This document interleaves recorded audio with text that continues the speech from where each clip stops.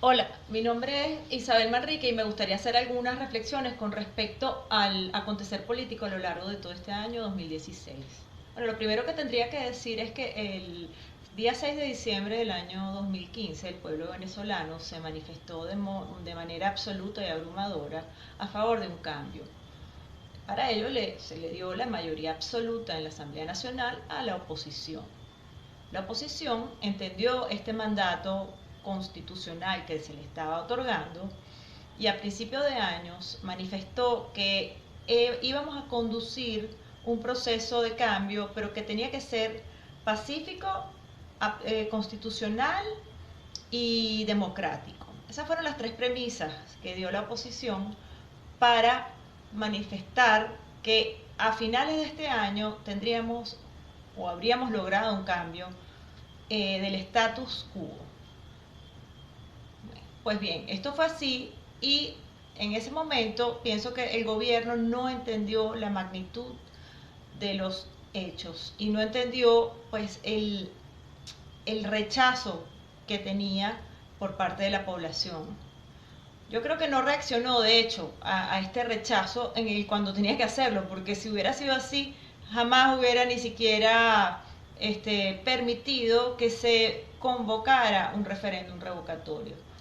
Yo creo que la oposición esto lo entendió desde el principio. La oposición aceptó o fue al referéndum revocatorio a sabiendas de que en algún momento del proceso el gobierno iba a dar marcha atrás.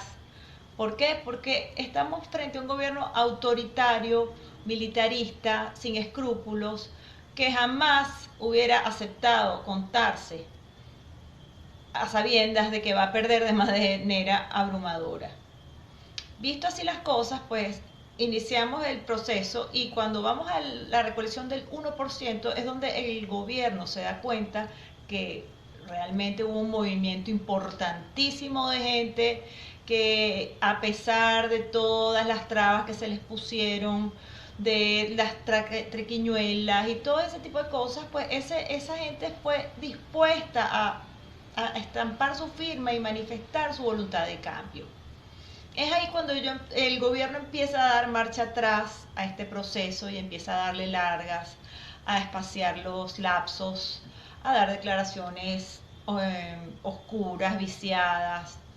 Y entonces entramos en un proceso de incertidumbre. A todas estas pienso, a mi modo de ver, que esto ha sido una manera también de ir sobrellevando estos cambios y evitar pues un desborde social. Creo que hay un poco de parte y parte, ¿no? Pienso que la oposición ha estado consciente de esto en todo momento, pues y ha sido también una estrategia para que las cosas no se vayan de las manos. La cosa se pone complicada cuando se decide que, bueno, ya visto que hemos recolectado el 1%, pues vamos al 20%, al 20%.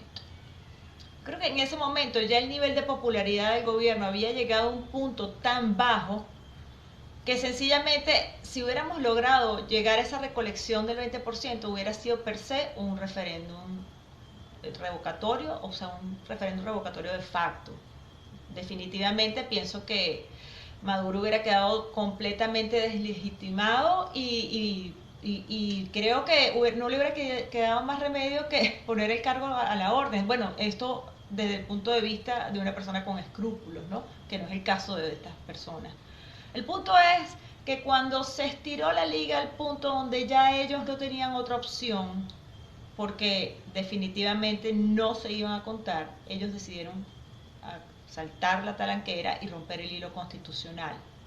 Es ahí donde definitivamente ponemos en evidencia frente al mundo y frente a los demás ciudadanos que aún permanecían dudosos si este no era o no un gobierno de corte dictatorial, pues ahí quedó en evidencia pues que esta es una dictadura inescrupulosa, es un grupo de personas que en ningún momento han pensado en el bienestar del país, sino que sencillamente están pensando en sus propios intereses. Y bueno, esto fue una manera de poner en evidencia toda esta situación. ¿Qué sucede? Bueno, sí, definitivamente actuaron de manera inconstitucional y la oposición creo que se vio en un momento donde tuvo que decidir qué era lo más conveniente. Si permitir que se desbordara la población exigiendo su legítimo derecho a elegir quién debe gobernarlos, o si por el contrario debía darse un margen de tiempo para lograr algún tipo de acuerdo político con estos, yo diría, delincuentes, porque no hay otra manera de llamarlos, pero siempre, por supuesto, bajo la mira de organizaciones internacionales, en este caso también del Vaticano. Pienso que ha sido una solución, vamos a decir, salomónica, pues no se está quitándole el derecho a los ciudadanos a seguir luchando por su destino, por lo que realmente quieren, porque yo sí creo que a pesar de que las cosas en apariencia están estancadas, yo sí creo que hay un movimiento importante que subyace detrás de todas esas negociaciones. Creo que hay muchísimos ciudadanos trabajando por un nuevo país y estoy segura que tarde o temprano esto va a ser así, porque los hechos hablan por sí solos. No es casualidad que los bonos de PDVSA se hayan ido al foso, no es casualidad que se hayan destapado tantos escándalos a lo largo de todo el año, el escándalo de los narcosobrinos, el escándalo del expresidente de PDVSA, Rafael Ramírez. Estos son cosas que poco a poco han ido cercando al gobierno y cada vez le restan credibilidad, ya nadie cree en las palabras de Maduro, ni tanto desde el punto de vista ni internacionalmente como de aquí dentro del país. Y pienso que todo esto lo que ha hecho es ir erosionando cada vez más a ese gobierno que se mantiene a duras penas.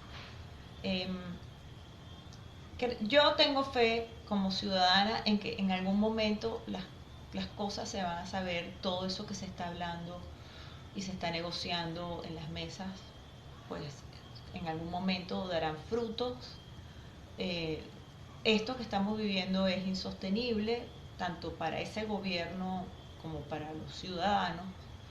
Y pues yo pienso que las cosas volverán a su sitio más tarde, más temprano que tarde.